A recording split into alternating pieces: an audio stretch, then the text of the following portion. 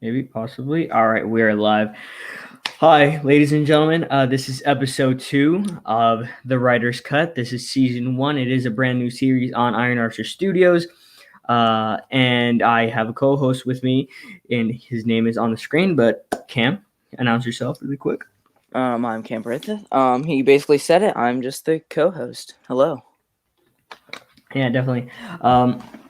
So, just really quick before we start, guys, I do want to kind of share the channel and share what this company is about. We are not just a channel. We are not just podcasters, live streamers, or anything like that. We are going to be a major company that takes control of a lot of entertainment. One of them is being off with visuals and things like that. That's where I'm going to be doing Iron Archer Studios later on. Once I have kind of the plan for Iron Archer Studios is maybe even have like our own company, have our own app where we have sections on it, and Iron Archer Films is the video stuff. So we have it right here. We're not going to play the trailer. I'm probably going to update that trailer, but here we have everything that you guys are, or everything that you guys are possibly interested in. We have our videos, so our for vlog sakes, the writer's cut, which is right there, episode 2. We live stream and everything like that. And then other than that, guys, we also have an Instagram. So check out let me see if I can pull it up quick. There you go. Our Instagram, Iron Archer Studios. It says it right there. This company will be focusing on photography, videos, music, sketches, and a clothing brand. The clothing brand isn't anytime soon, but it is somewhere in the future. Here you guys can check out all the updates on the channel, on the company, on everything like that. We have our thumbnails. We have just random photography, which is a part of. Let's see if I can click into the. Nope. Okay, I didn't tag, or maybe I did. We go on to. There we go. All right. It's a Shutter Prints, also a brand of Iron Archer Studios. There you go. Shutter Prints by Iron Archer Studios, photography, graphic design, and drawings. Here we only have 5 pictures, but we're obviously planning on doing a lot more. So guys, check that Instagram out. Check both of the Instagrams out, and check out the channel which this is being streamed on. But like I said, just check everything out. But just to start off really quick, Cam, we set aside last week that we were going to review Hamilton and Down to Earth. Which one do you want to start off with, man?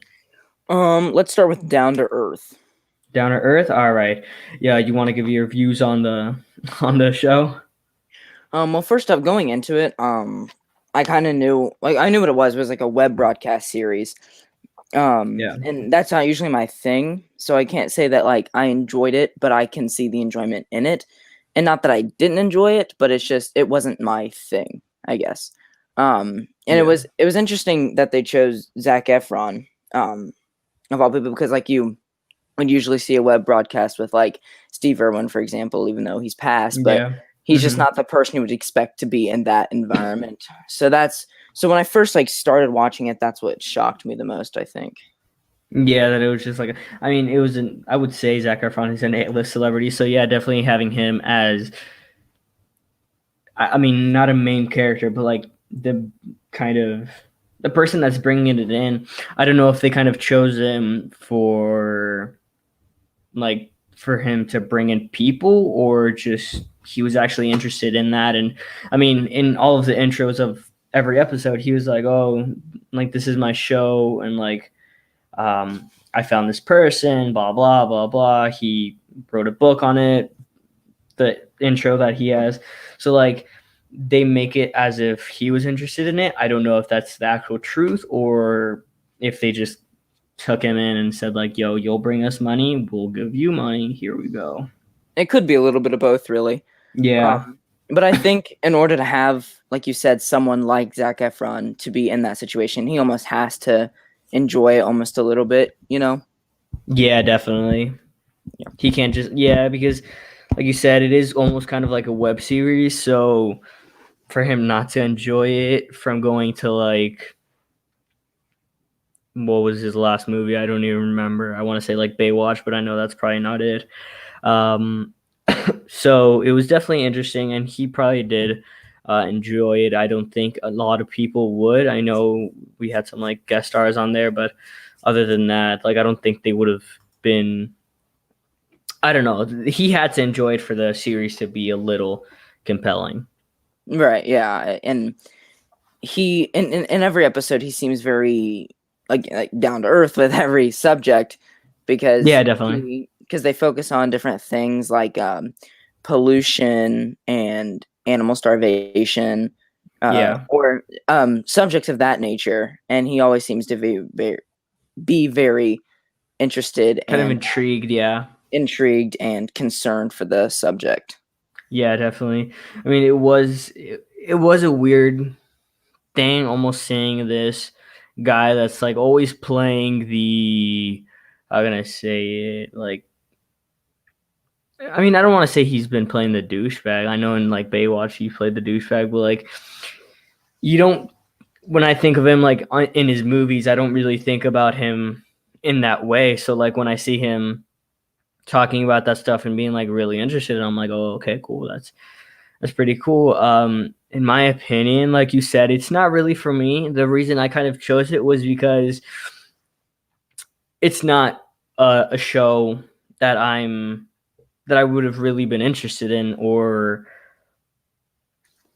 that I watch shows like these, and that's kind of that's one of the reasons I picked it was because we can't just do like shows and movies that we know we're gonna like, because I mean at the end of the day we can't just do that. Mhm. We want to have a variety. So yeah, exactly. We want to like it's not to appeal to audience, but like we want to have variety so that people can watch and not just be like, oh, we're only doing superhero movies, we're only doing like sci-fi movies, horror movies, and things like that. So there is a certain like reason why we did Down to Earth, and all in all, I'm not gonna be like it was a bad series. I did enjoy it. I didn't enjoy the whole series. I did enjoy some parts. It was interesting. It definitely like captivated like it captivated me for a while. I didn't like fall asleep on it or anything like that. I was watching it. I like I said, I enjoyed it. But yeah. Yeah, and I think another thing with all that stuff is when you watch something like that, you almost have to have something to compare it to. So us watching it, and it's not our usual thing, so we almost can't speak on if it's good or if it's bad or if it's better than this thing or better than that thing because Yeah. we aren't interested in that genre particularly. Definitely. Yeah, I mean, what did you think about like the writing? Because I mean, I can't say that. I mean, I don't even think I believe that all of that was purely like improv, or like it was just like natural things to say. So there had to be obviously like writing in it and things like that. So what do you think about like the writing for the show? I don't really know. Like with writing in different things with reality series, we'll say, or shows like this, you don't want to make anyone upset because you know that he observes different cultures. So if it's in the writing for him to say something about a different culture, that you never know who it could offend. But at the same time, when you're watching a show like that, you have to, like you said, captivate the viewers. So maybe if the main character runs out of things to say, there's always some sort of scripted backup. Yeah. To say the least, I guess. Yeah. No, I definitely agree with that. I mean, like for me, like when I do my videos and things like that, sometimes I wish that I had like a script to read off of, because it's just like I ran out of things to say, or like I'm stuck with Right. or like there's just a long pause in between things, so I have to like cut out the long ass clip and things like that. So there like I said, there definitely was a script, but you also like can't do too much because you do have to make it sound real. there were a couple of jokes, and the reason I kind of asked you why, like, what did you think about the writing, was because there were a couple of jokes where I was like, like, what's this for? Mhm. Or like it didn't really land, or it didn't really like wasn't funny or anything like that. So go on. And a part of that could be like that the audience is watching for Zac Efron. I'm sure there was an audience that was watching for him. So when they expect to see something out of Zac Efron that they're familiar with, that they've seen in things like Baywatch. So like a comedic aspect, but this show isn't something that a comedy should necessarily play into, but they put it in Yeah. there just to have it there. Yeah, definitely. Um, and I mean, I don't know if it was, like I said, we literally don't know if Zac Efron did make those jokes to like kind of appeal, or like make it lighthearted, or I don't know, or if it was the writers for the show. So it's kind of tough on that point. hmm And walking into the show, it could have been that when they pulled Zac Efron and then they wrote the show around the host, or maybe even it could have been that they created the show and then Zac Efron came to them in some aspect, or they were Hmm. looking for like a celebrity announcer, and then maybe Zac Efron has an agent of some sort that got to him about it. And Yeah. there could be a variety of different things, but to me, it almost Yeah. seems like they they made this show and then they almost met in the middle. Zac Efron kind of came to them, but they were also kind of looking at different people or different celebrities to put in this main role. Um, and then once it was there and it was all together, then they started writing in different little things for each individual audience member to enjoy. Yeah. Um, I'm trying to look up right now with Zac Efron. Nope, not the cast. So I want to see if there is a season 2 on the way. Um,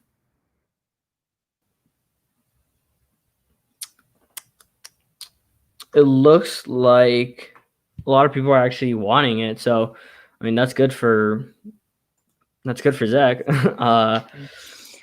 And I definitely think that a season two, people, if someone wants a season two, it obviously it the show has found its audience, and that audience obviously wants more. So the show can't, and like I said, I have nothing to compare it to, but without having anything to compare it to, I'd say the show amongst people that are into that genre did obviously enjoy. So it definitely was perceived well, and it did find its audience, is what I'm trying to say. Yeah, and I mean, one thing for Zac Efron is now probably a lot of people like respect him more now, just because he's not what a lot of us think uh, celebrities are like. Um, Clearly, he showed kind of a caring for that. Like we said earlier, he did seem to like the aspect of the show, and he seemed to actually enjoy filming the show. So he probably got a lot of new fans, a lot of new people kind of saw him in a different way. So that's definitely good for him. The writer, I mean, he obviously got more publicity into that, and all of these causes got a lot of more publicity, which is good in a sense, because now a lot of people are probably acting on it. That's kind of how it always happens. It's like when something gets put out there, something normally happens. One thing I was going to ask you is, do you think the show could possibly make a change with some of like the things they tackled? Yes. Like you said, there's always going to be a reaction to things like that, and whether it be for good or for bad. But when it's trying to bring people's attentions to issues that we have in the modern day world, there's always going to be a person or a group of people or the whole world that will act on a problem to get it solved, and this is a great way to do it, Yeah. And tons of people have Netflix, so it was easy for people to access. And if they in today, if you are going to do something like that, they did it perfectly. Yeah, definitely. I think because when I first told you about it, it was kind of trend. It was number 2 on trending, I believe, or number 1 on trending. I can't remember, but it was trending. So a lot of people were watching it. That either be through knowing what the show is about or because they just saw Zac Efron. But for it to get trending, I assume like a lot of people had to continue watching it, not just like, oh, let me watch this. Oh, it's about this. Bye. Like I'm assuming a lot of people saw that, clicked it, and continued to watch it. So even if it was just for Zac Efron, they clearly got intrigued. So it's a lot of people that obviously didn't just like a lot of people did care about it. Mm-hmm. And their entry could have started with the fact that Zac Efron was the host, and then expanded later on when they started getting intrigued and concerned about the issues that the show presents. Yeah, which I would say some of the issues did they did intrigue me in a sense. It was they were interesting. They did it in a sense where they made me care, because a lot of obviously they're not the only people that know about this or that knew about these causes, knew about the different things that they showed. So they definitely did it right in the sense that they kept the audience intrigued. Um, because they're not the only people that knew about this. They're not like bringing light to. They're not the only ones bringing light to it, but they did bring a big light. Mm-hmm. And that was sort of the thing that we were talking about earlier when they brought in Zac Efron. It was sort of like a scratch my back, I'll scratch yours, because Zac Efron got a job and maybe people see him in a different light, which could cause him to be cast in different roles. Yeah. Despite it being his true personality and his true reactions, despite like the occasional scripted part. And then when you have, like we said, a celebrity host, that's just going to get you more revenue. So it brings more light to the problem. Yeah, obviously. So no, it definitely was cool. I mean, I'd say I learned some stuff about it. One of the things that got me was I don't know if you remember, but they said something about like bottled waters are bad for you. Not like bad for you, but like they have chemicals in them. And I was like, okay, what? Hold up, what? Yeah. So like, yeah, I mean, it did teach a lot of people. One of the things that even though the show isn't for me, I would hope that it doesn't just become a a one-off thing. And I don't mean by a season, but like, oh, this is happening right now, 2 weeks later it's like not even relevant and things like that. Mm-hmm. Like I want to say that if people are really looking to make a change, I hope that they aren't just watching this, making a change for a week and then stopping, Yeah, and I'm sure it has made a change, like we said, because it's gonna fire a spark in somebody, or like I said, a group of people, and someone's always gonna act on it. And yes, the problems and the donations and the relevance of the problems will start to fizzle out over time, but there's always a way to bring it back into the light with shows or a change.org petition or all the social medias that we have. But what was different when they did it with this, it was they brought almost a modern take on things, because like we've been repeating and repeating, they had a celebrity and they put it on the number one streaming, or one of the number one streaming websites in the country and in the world. And like I said, again, they just did it in the best way they probably could have done it. Yeah, definitely. Is he? I can't remember if Zac Efron is the one who has the YouTube channel, but it would have been interesting to see if he did it in a YouTube channel. Like I feel like that would have been interesting to see if it would have gotten as much light, because you just said so. Like, Netflix is one of the biggest streaming services, so it would have been interesting to see it if it was like Zac Efron doing it himself, like just a normal camera tripod holding the camera, being like, "Oh, look at this, boom, right there."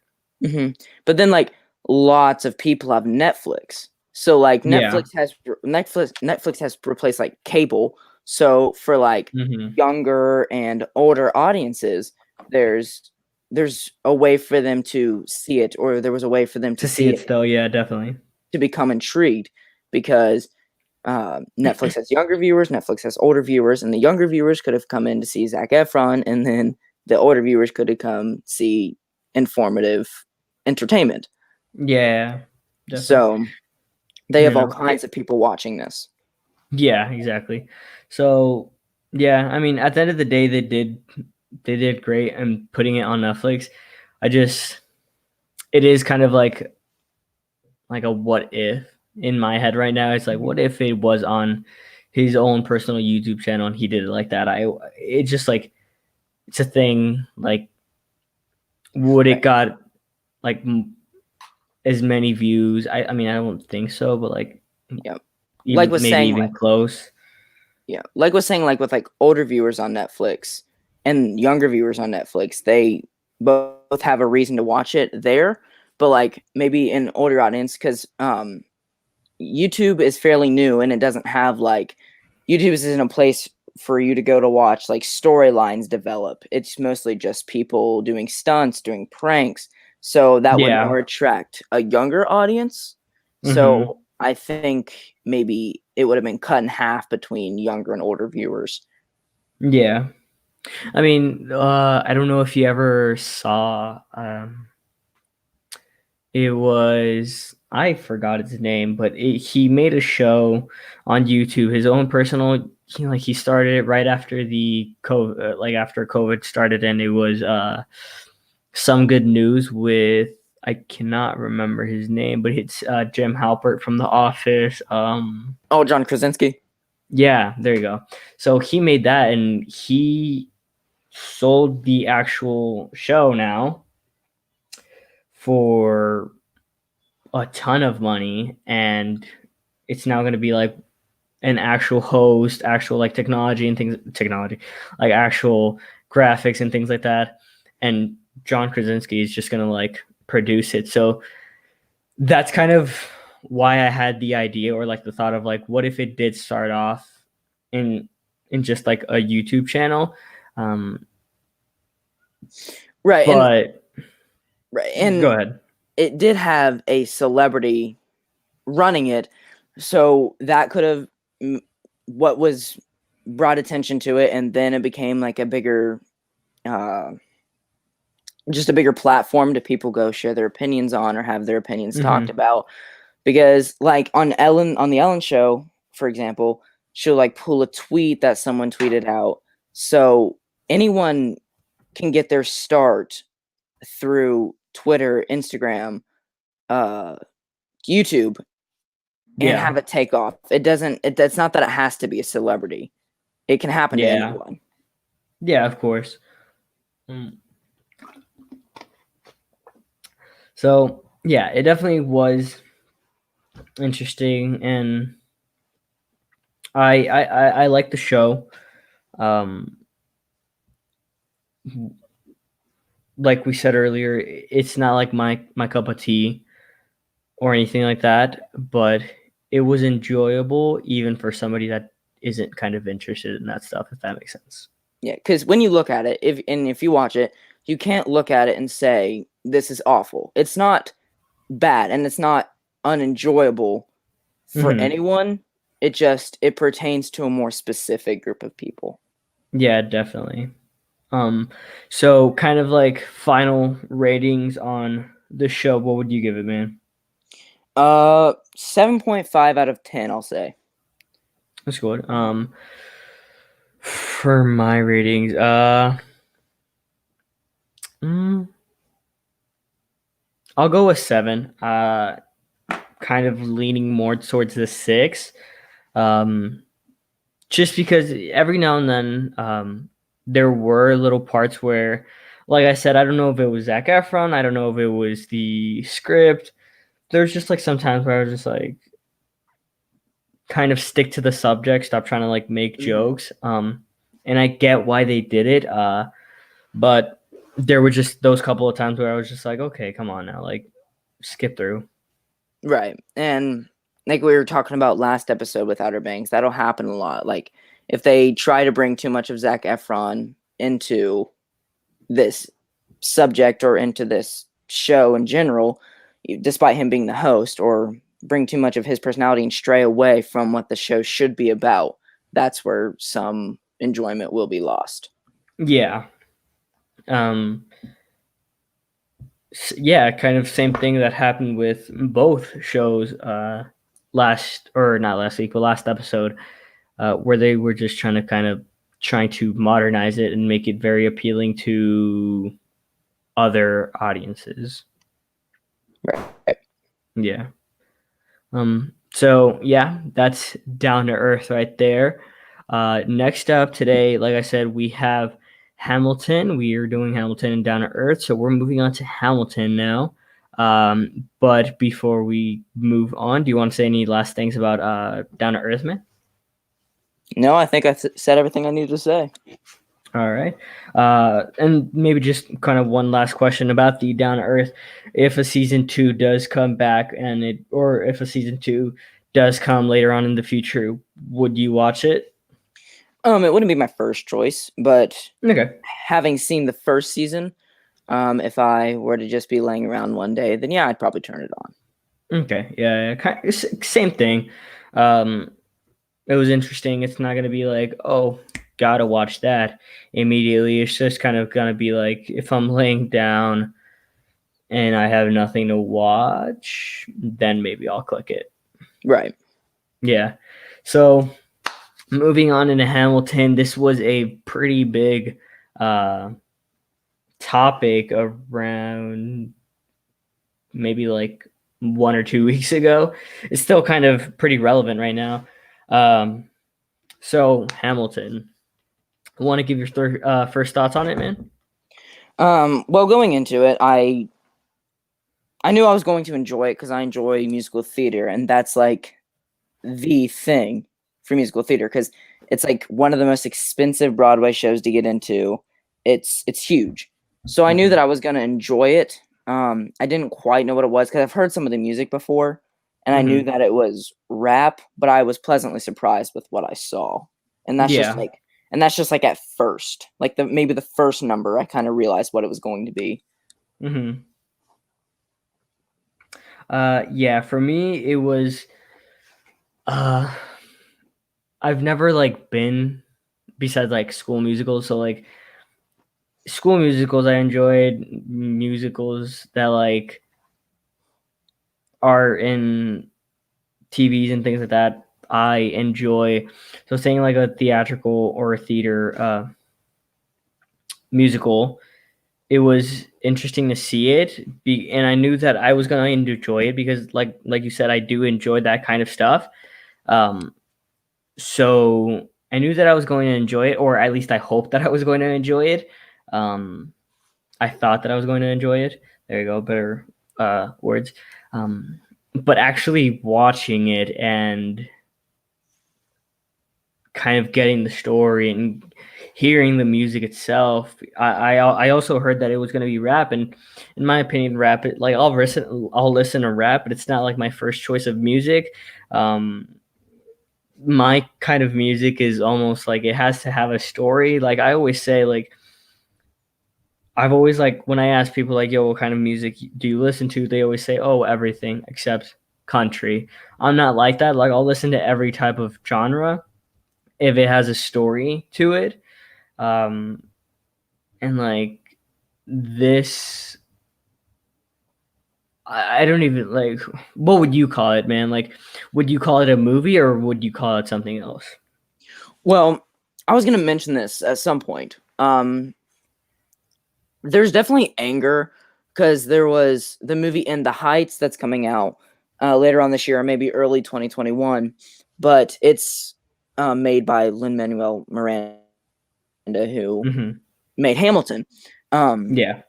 And I think I remember when the trailer first dropped, I remember seeing uproar, we'll say, because people get upset when movies and musicals collide because they think that they should Yeah. be their own things. Because like for example, La La Land and The Greatest Yeah. Showman, I Yeah. really like those movies. Hmm. But people I know hate them because they think that a movie should be a movie that develops its storyline through dialogue and not musical numbers. And then there's some Hmm. people that think they can, if done correctly, they can make a really good movie. Definitely. Yeah. Um, I mean, I'm with those people. I feel like if it's done correctly, you can definitely tell a story through music, through song, through that kind of stuff in a movie. Like, I don't believe that it has to be purely dialogue. I don't believe that it has to be like, I don't even know. So I'm with those people that say that if it's done right, I can enjoy that. yeah. And there's always going to be a person that is going to hate on a certain genre before even maybe seeing the movies that are within that genre. And Hamilton is the perfect example of that because because they would, maybe if you saw Hamilton or like without seeing the trailer, you just heard what it was and you knew that it was going to be on Disney Plus, you would think, oh, that's going to be a movie musical. But they don't understand that you are going to be watching a musical that's been recorded, which is, to answer the Hmm. question, I don't think that it would be considered a movie really. It would just be, it's Hmm. just been, and it's a recorded musical. So Okay. if you're too quick to judge it, we'll say, I don't, for lack of a better word, then you won't be able to enjoy it as much because you have created this expectation, or maybe you will enjoy it more because of what you thought initially, because you didn't take the time to fully understand what it was or what it was trying to do. Yeah. Yeah, I definitely agree with that. I mean, it also does have to do with the fact that everybody thinks differently. Everybody is different. Everybody's going to have their own opinion on everything. So, to those people who don't agree with us, some of them might actually enjoy the movie because they're like, "Oh, maybe I was wrong," and some of them might just like stay stubborn and be like, "No, no, no, this is should not be anything." So we'll go with a recorded musical. We'll call it, and I completely agree. This musical was recorded. I believe it was recorded 3 times. One for I cannot remember. It was 2 times with an audience, and then one of them so that they can get those up close shots because obviously they're not going to be like recording the the musical with a camera like right in front of them and like the people in the audience just been like, oh, all right, cool. I guess this is whatever. Right, to make it more cinematic. Yeah, exactly. So even though it is a musical and a very well-known musical, uh, they obviously changed some stuff up. They how can I say it? They did things to make it more cinematic and so that it looks better for a laptop screen, a TV screen, um, a phone screen, things like that. So they obviously had to do that to make it look better, or else it just would have been like a camera like right in the center. Just that's it. Um, It just makes it so overall more appealing to different yeah, audiences. exactly. Um, I, to be honest, I probably would have never thought I was gonna see Hamilton. Um, Now it's just more like I'm never gonna see it live. That's the reason I was like I never thought I was gonna see Hamilton. It's just like you said earlier, it's a super expensive like Broadway musical, so that's kind of like it's kind of tough. But now that I saw it, I wish I could see it in like an actual Mhm. theater. Yeah, and something like this is very good because you will draw in more audience because there's the people that would say, I wouldn't mind seeing it, but I would never pay $500 for a ticket to go see it. Yeah, exactly. But now if you have Disney Plus, which is like $7 a month, I think, you can Yeah, it's completely free basically yeah, to watch Hamilton, and now Hamilton might have more viewers, or more fans, more people that hate it, maybe if you did. Um, but it's always something like that. If you expand to a different realm, I'll say, of media, hmm you're always gonna attract a new audience. yeah, definitely. No, I definitely agree with that. Kind of same thing that we talked about earlier with Down to Earth. Moving it onto the streaming platform definitely brings more of an audience to the last time it was Cause, but this time it's to the musical. It already had a huge audience. Like this was, they got the original cast and they performed it in the White House. I believe it was the original cast. I don't know if it was like if it was the newer cast, but obviously like it already had a lot of attention. But bringing it to a streaming platform, and I would say Disney Plus right now being so new and still a lot of people just watching, and I would say it's one of the highest ones up there. So it definitely brought more attention to Hamilton. For sure. Yeah. Um, so it was definitely interesting watching it because I never even thought I would watch it. It lived up to, I mean, I don't like when things have hype. I like, but I mean, it had hype, and it definitely lived up to the hype. Yeah, and like you were saying, having it be well known and having it already have a fan base, despite people maybe having not seen it live, there was a soundtrack to it before. Yeah, You could listen to the soundtrack if you wanted to, and maybe you're a fan just for that. Um, but when you see it in this new light, it could bring even more enjoyment to it than you even had before you watched it.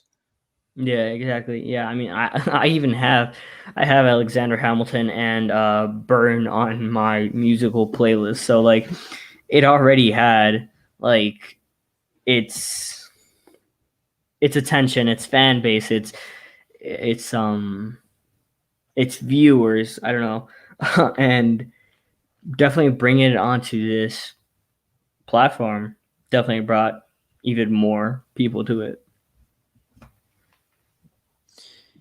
What was your just a question? What was your favorite musical number?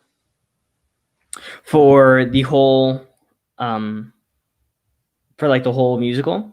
Yes. Um the beginning, I can't remember what song it is, but when Alexander Hamilton meets like the four or not the four, but like three um I literally forgot all the names. They're literally historical characters and I forgot all their names, but like we're at their bar and they're like um Alexander finally speaks up and things like that. That's like a close second, but definitely I said it earlier how it's already in my playlist. Burn. I really like that one. I don't know like why. Like I know the Broadway actress. She's like super popular, and um, I was watching this video where it was like she has she has the pipes, and I kind of looked into her more, and yeah, she definitely has the pipes. So to see her kind of like in this mellow, I don't want to say whispering, but like in a quieter tone, and still giving so much emotion out with the facial expressions, the actual song, and things like that. I definitely enjoyed. Yeah, right. And that's another thing with the rap part. It's so different, and in difference you find enjoyment. At least I do. So the fact that it is rap and that you see historical figures on Broadway in a musical, but they're rapping, is where some of the enjoyment comes from, of course.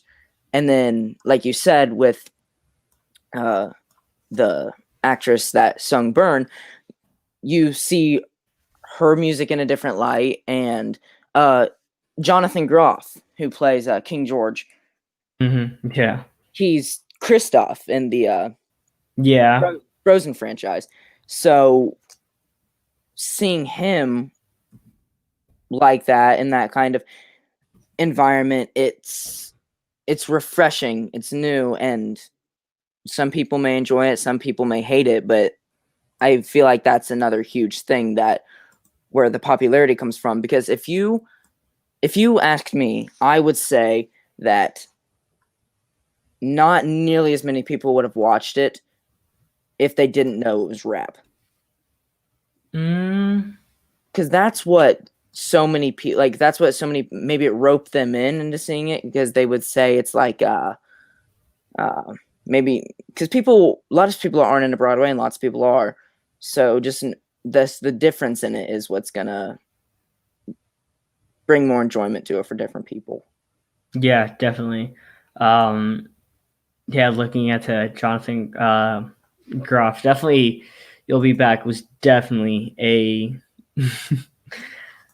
it was a good song. It was a very good song. I enjoyed it. I saw a lot of like memes and things onto that where just like that was a good song. That was a very good song. And like it was the memes on him spitting. There we go. Yeah. The memes on him spitting. So that was that was funny to see. But no, he did an amazing job with that performance. And I haven't seen the other because Jonathan Groff isn't the only Alexander the Third, is it? King George III. King George the Third. Why did I say Alexander? Because I'm reading it. Never mind. So yeah, he did an amazing job with that. I haven't seen the other play that the other play. I haven't seen the other cast member that does King George the Third. But I know that he is from the original cast, so it's definitely cool. And again, you just get to see all these actors and actresses that you may already know in this completely different environment from other Broadway shows, and it's amazing. Yeah, to say the definitely. What would you say your favorite one was, man? You'll Be Back, as we for can sure. see here. You'll Be Back, yeah. That was definitely a good one. There is a lot. I mean, obviously, there's going to be a lot. The whole thing was, I mean, I don't know if this is kind of a weird way to say it, but almost the whole movie was a number. It had its own like. It obviously had its own like had its own. I don't even know how to explain it, but I was going somewhere with that. So yeah, and then I do want to look up the cast. That do you have any other like thoughts? We're not gonna stop talking about Hamilton right now, but like, do you have thoughts on the movie, or recorded musical, on the actual theater of it, or anything like that? No, not really. The parting thought I would say, I guess, is just I was surprised that they did something of that nature, because it is such like a famed musical that they want more people to pay for it. And then maybe if you see it on a TV screen, you're like, okay, I'm satisfied. But it was very surprising and very cool that they even did that and recorded it and put it on Disney Plus. Yeah, definitely. Obviously there was, how like how this was recorded and things like that. Geez, my mind blanked. I was going to ask you a question. Oh, okay. So this was obviously recorded. It had like a huge audience. It's obviously has to do like the musical part of it and things like that. But that obviously wasn't the only part of the movie. This was a historical musical. This was a historical thing. It had its actual like facts. Did you pay attention to that, or did you more look into the I'll play be side of honest. things?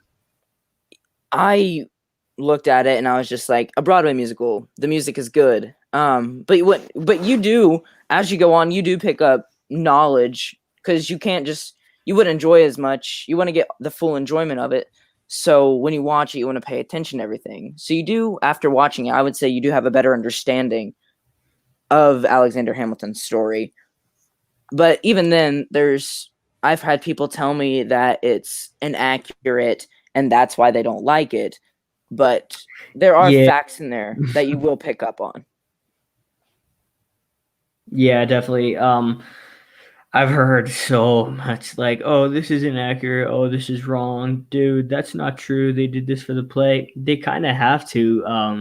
That's what a lot of people kind of have to realize is they have to do that. They have to kind of change some things to make it a story that they can how can I say this? A story that they can put out there and make enjoyable, if that makes sense. Right, because you don't want to, because I'm sure in Alexander Hamilton's story, there's parts of it that if you were in history class listening to your teacher talk about it, you'd probably fall asleep on the desk. And no one wants that, because parts that they cut out or parts that they put in or like add emphasis to maybe made some of the best musical numbers in the show. So when you put everything into a setting like this, it's inevitable that you're going to have to take things out, put things in, and just overall add to it. Yeah, obviously. And you brought up a point how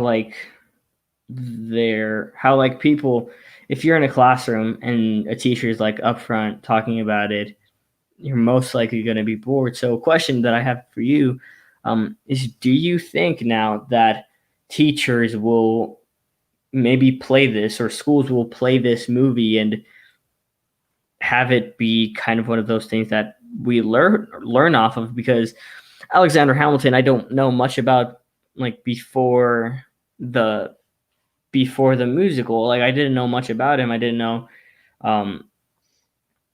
this stuff, and he is one of the founding fathers. So to even like, and I even asked a lot of people.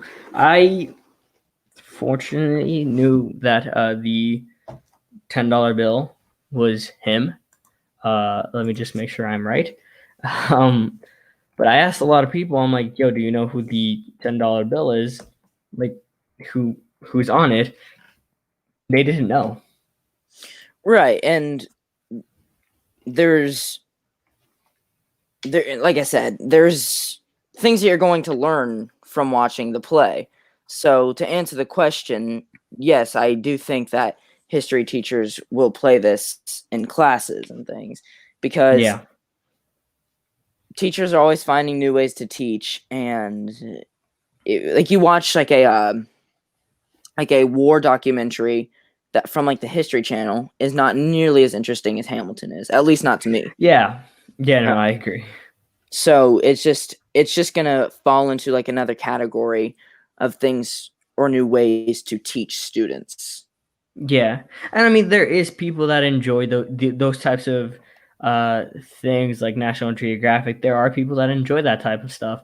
So it's not that we're saying like, oh, this is like National Geographic sucks, nobody likes it, get rid of it. It's more like for us and for a lot of other people too, probably. This will be a new way to learn stuff like this.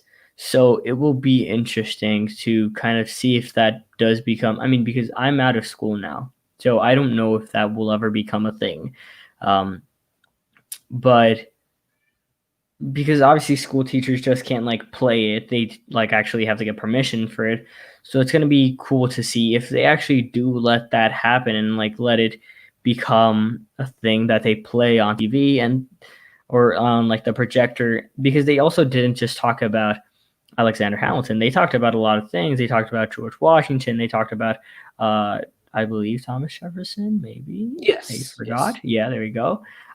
King George III, how like he went insane. They talked about that. Or not talked, but like sang about that. There was like little Easter eggs, and You'll Be Back, where he sang that. So it's gonna be interesting. Yeah, and there, like we said, there's something to learn from it. There is facts, despite maybe not all of them are true, but there is definitely. facts. There is facts to learn. So why wouldn't it be shown in classes? Because it's no different than, maybe it'd be a bit more accurate on the History Channel, but it's no different than learning facts from the History Channel. It's just a new or more interesting way of doing it. Yeah. And I wonder if teachers will kind of be, I mean, for those teachers who do care, because obviously there are a lot of teachers who don't care about education, or they kind of just like are just there like to here's this and things like that. So I wonder if like for the teachers who do kind of care, if they'll take maybe a kind of this approach and find videos like this on YouTube, because I'm pretty sure there are videos like this on YouTube where it's like they teach you in a musical way, or if like even teachers would be like, all right, pulls out his guitar, okay, blah blah blah blah blah, boom bam bam. Like it'd be interesting. Yeah, it's interesting that you say that, because that just made me think, how's it any different from Schoolhouse Rock? Did you watch Schoolhouse Rock in school? Yeah. It's not Definitely, much different. Yeah. And it did teach you. So that's definitely, it's going to be cool to see if it actually shapes a new way of learning for, like I said, future generations. And you could watch it in class and still watch it in a way that's not like, here's the facts, learn it in this way. But a teacher could play it, and then they could play a certain scene, and then they could ask a student, why is this incorrect? Or why is this not factual? Or correct. Oh, yeah. Yeah, definitely. It's definitely, I'm going to be interested in seeing if that does play a role in modern education. Are there any more kind of thoughts on kind of that side of things, or would you like to move on? We can go ahead and move on. All right. I do want to talk about the man, the myth, the fucking legend, Lin-Manuel Miranda. I want to pull up his. I just looked it up. I put up Lin-Manuel Miranda projects. This is Wikipedia, so I don't know how like trustworthy this might be, or how accurate this, or what it will show. I don't know. But Lin-Manuel Miranda, he is no like new face to a lot of things. We've known about him for a lot of years, I'd say. Have you had like an encounter with, not an encounter like physically, but have you seen his previous works from what you know of? Well, right as you pulled it up, I saw that he worked on Mary Poppins Returns, which I had no idea. And then there he worked on Bring It On. And then on YouTube the other day, I saw that he wrote You're Welcome from Moana. Yeah, that's kind of where I first learned about him. See, I had learned about him from Hamilton, but just recently I realized that he did more work that wasn't necessarily his own. Like Yeah. he worked under Disney, and then that kind of provided more explanation as to why Hamilton went to Disney Plus. Yeah. I how can I look this up? Like, can I look up Lemon and a score? Would that work? Scores.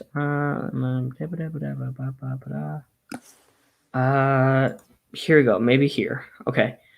Uh, this is hard to look up. Okay, because apparently nothing is showing up here.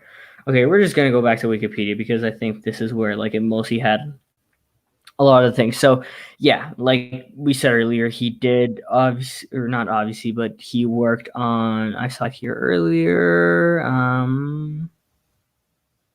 Mary Poppins Return right here. So he worked on that.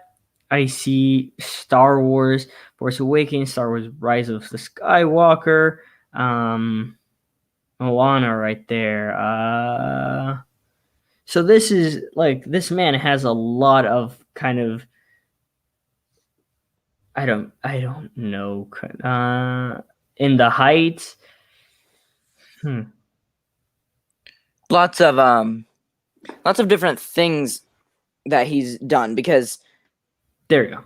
I wouldn't look at You're Welcome and say it's necessarily rap.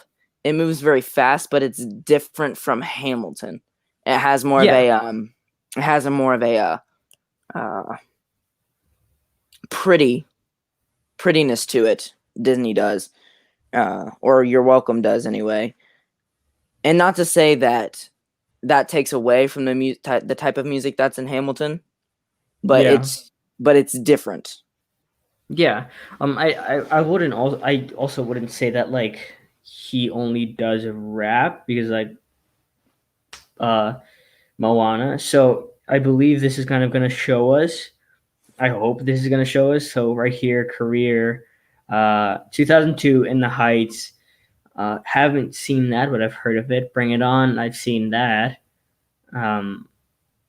So he has his stuff in there. Hamilton, we know of.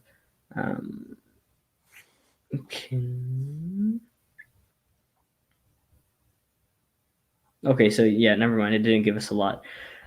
Yeah, I wouldn't say he is like I would say he's like more of a musical. I was gonna call him a genius, but I mean, I Yeah. wouldn't. I don't know. He works more in that department. Yeah, But with the Star Wars movies, because there's obviously no lyrical music within Star Wars. So I wonder if he writes scores too. Like, obviously a score is a score, but when I yeah, say score, I mean like more themes yeah, as yeah, yeah. well. Yeah, because there's obviously writers to like have to compose. Composer. Here, I'll go with that. Composer. So, um, like he probably was. I'm not gonna say like the composer, but one of the composers um, for the Skywalker only two movies I see for these Skywalker movies because, like you said, there are no lyrics. Skywalker or Star Wars isn't a musical. It's more kind of like the themes he created. And music obviously doesn't just have to be lyrics and sound. It can be like an actual like a melody, like if that makes sense. Right. And it looks like he mostly does lyrical things, but from looking at what he does, he does a whole variety of things, and Yeah, I didn't even know that. And like with Hamilton, just going back to like the basics of it, Hamilton will bring him so much more, because like people that aren't into musical theater or didn't know they were into musical theater until they watched Hamilton will now yeah, take take interest into other things that he's done and will maybe go look at some of his other works. So everything, again, has a reaction and everything has an influence on something.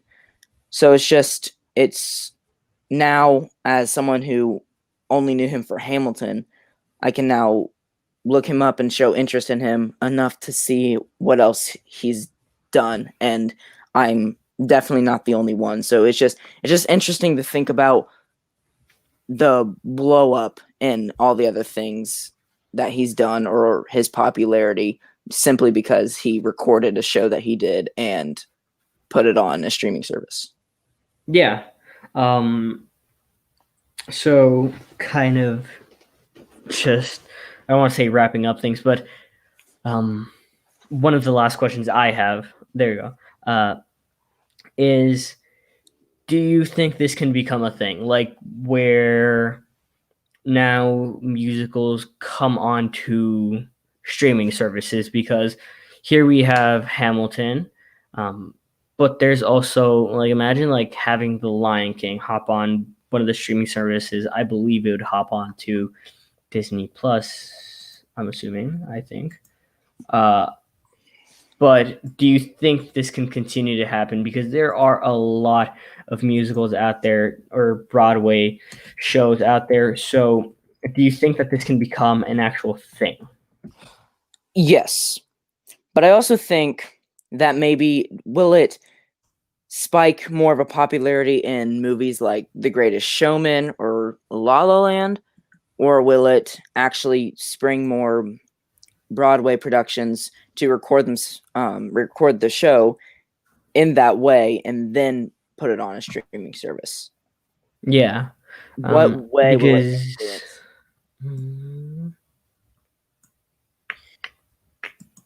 Because for In the Heights example, it's going to be filmed like a movie, but it will be performed as a musical. yeah. All right, we're going to share my screen really quick. So I just looked up Broadway shows. So yeah, I do definitely more light onto not only Hamilton, but more light onto musicals is going to appear now. But here we have like already Cats. It wasn't film, and I don't mean like, what I kind of mean is like, do you think more people or more streaming services or Disney Plus itself is going to take the action of doing what they did with Hamilton, having like the actual theater, the actual original Broadway cast, in the same set, in the same everything, 3 recordings, 2 of them with an audience so that they have like reactions and things like that, and then some close-ups, because we've seen Cats. That became a movie. I didn't really see it. I wasn't interested at it in all. Like I'm interested in the actual Broadway show. I'm not interested in the movie at all. But with Hamilton, I'm interested in it because it was the actual Broadway show. And for that reason, I do think that more studios or more Broadway shows or theaters will, do this and do it in this way. But also, I think that they will start to make movies like Cats in a more cinematic format. Yeah, without the theater and without the audience. Yes, but to answer the question plainly, yes, I do think that there will be a more things of this nature in a theater with cameras. Yeah, definitely. Because like I've said, we've seen, there's obviously West Side Story, there's a movie. So it's interesting. There's Aladdin, things like that. So it'd definitely be interesting to see that. Would you have like a top pick for one that you'd kind of want to see in the style of Hamilton and not in the style of Cats? Well, Here, I can go Well, back to the playbill if I can find it. Here you go. my favorite is Wicked, and I'm Mhm. sure there is recordings like this that they've made, but not in the cinematic, like the more cinematic and made that way to put on a streaming service. Yeah. Because there's definitely like recordings, like official recordings of just like just the theater and like a freeze frame for the whole show. Yeah. I'm sure there's stuff like that that exists, but nothing like Hamilton has done. Well, right there, Aladdin. That would be an interesting one to see. Even though that's already a movie, that would be very interesting because there has to be lots of use of effects. So just looking at that, that would be a fun one to see. But for Wicked, which is like I said, my favorite, there is a movie in like an In the Heights style coming out, and it's in pre-production right now. So I would say that, but just for this, I would say probably something like Aladdin, or maybe Yeah. even, or well, there's Harry Potter and the Cursed Child. That's new, but it's not a musical. So I want to see one that's like totally blow out, like lots of practical effects, because obviously you can't do CGI on a stage. Yeah. I just want to see something that's like that would just you wouldn't believe your eyes if you saw it. Yeah. Um, and so looking at the playbill, I just in talking about Hamilton, I cannot let this movie or this musical recorded musical slide without it getting some attention. I want to see this back on a streaming services, on a streaming any streaming service. Like if it goes to a fucking Disney Plus, I don't care. I mean, wait, does it belong to Disney? I don't remember anymore. But fucking Shrek the musical. I don't know if you ever watched this. I I did. I began to watch it. It's on Netflix, right? It was. It got taken out. That's why I was like, I want to see this back. Yeah. Yeah, um. I began to watch it, but I believe I fell asleep on it. But yeah, stuff like that. I mean, mm, it already because things like this they already exist, but when damn. you put it in this format, it just makes it just so much more valuable and more well known, and it'll start to make family traditions like maybe like every day on the 4th of July your family watches Hamilton or whatever if you enjoy it that much. Yeah. And with Shrek, I mean, that was probably one of the first things to do it. But the difference between Shrek and Hamilton is Hamilton was this, it's historic, so it's different from like an original Broadway show. Uh, so it's going to attract all kinds of different audiences, especially if it's Yeah. on a streaming service. And with Shrek, it was I believe it was definitely a stage production before it ever got recorded. Yeah. But the reason it didn't spike in popularity like Hamilton did is because Hamilton was so different from everything else, like we've been saying this entire time. Yeah. Definitely.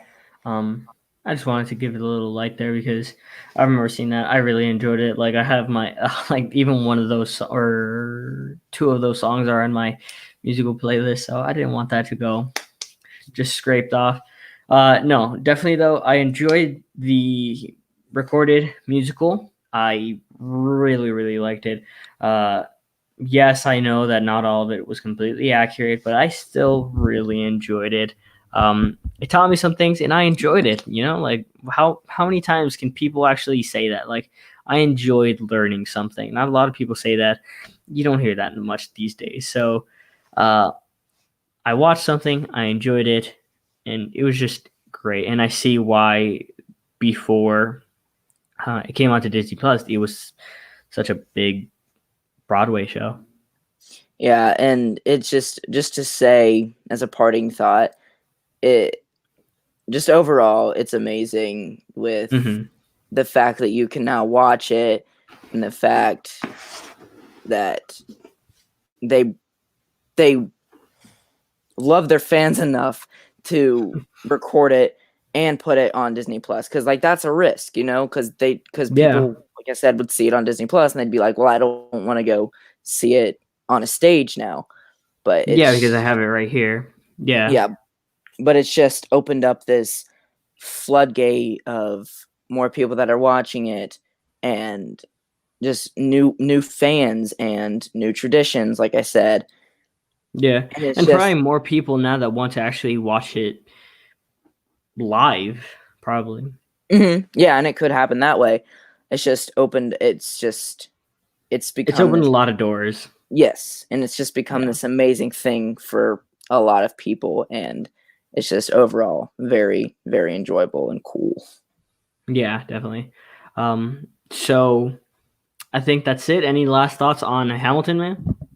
No, I think I said what I needed to say. Cool. Um, yeah, I said what I need to say. Like I enjoyed the movie so much. I had a blast watching it, and um,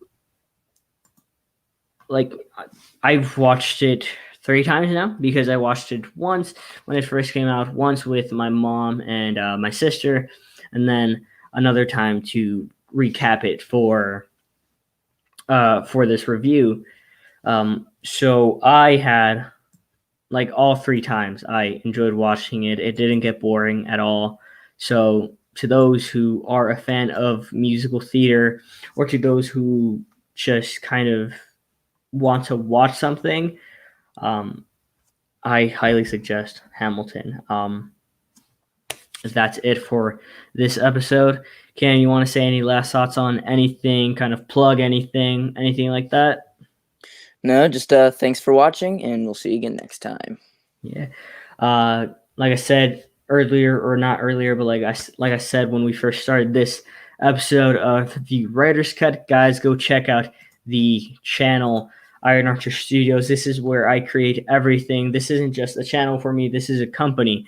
The Obviously the channel right now is what holds all the visuals.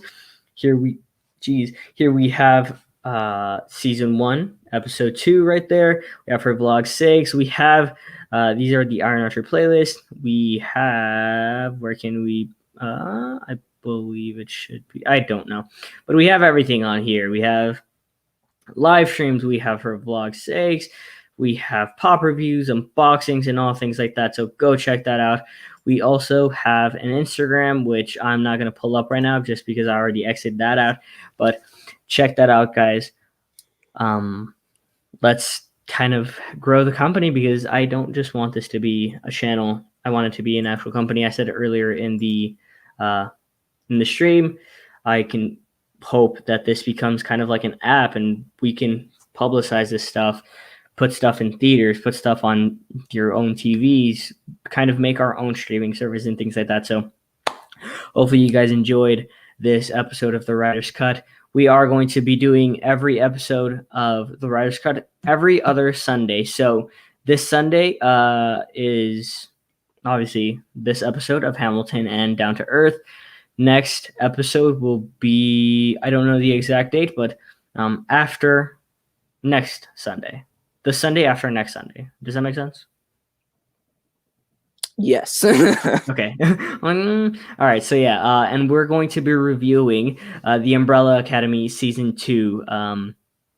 If you guys want to check out, or not check out, but if you guys want to suggest any movies, we are open to any suggestions. Right now, we do have 3 kind of possibilities. Cam, you said you have The Old Guard, and which other one? Something along the lines. It has Paul Rudd in it. I know that for sure. I'm pulling it up Cool. right now. Okay. It's something like, what do you? Hold on, just a minute. Okay. Okay. Yeah. How do you know? How do you know? Okay. So there you go. So how do you know? And The Old Guard, and then we also have Black is King, a film by Beyonce on Disney Plus. So, guys, if you guys want to choose out of those, or if you guys want to have any or want to put in any suggestions, comment down below. Message us on Instagram, Iron Archer Studios, or Cam Griffith. Check us out. That is it for this episode. We will see you guys in the next one. Next Sunday, I can say that we are going to, I am going to try and start up a new series called Behind the Screens. So be on the lookout for that. I'll see you guys in the next one. Peace.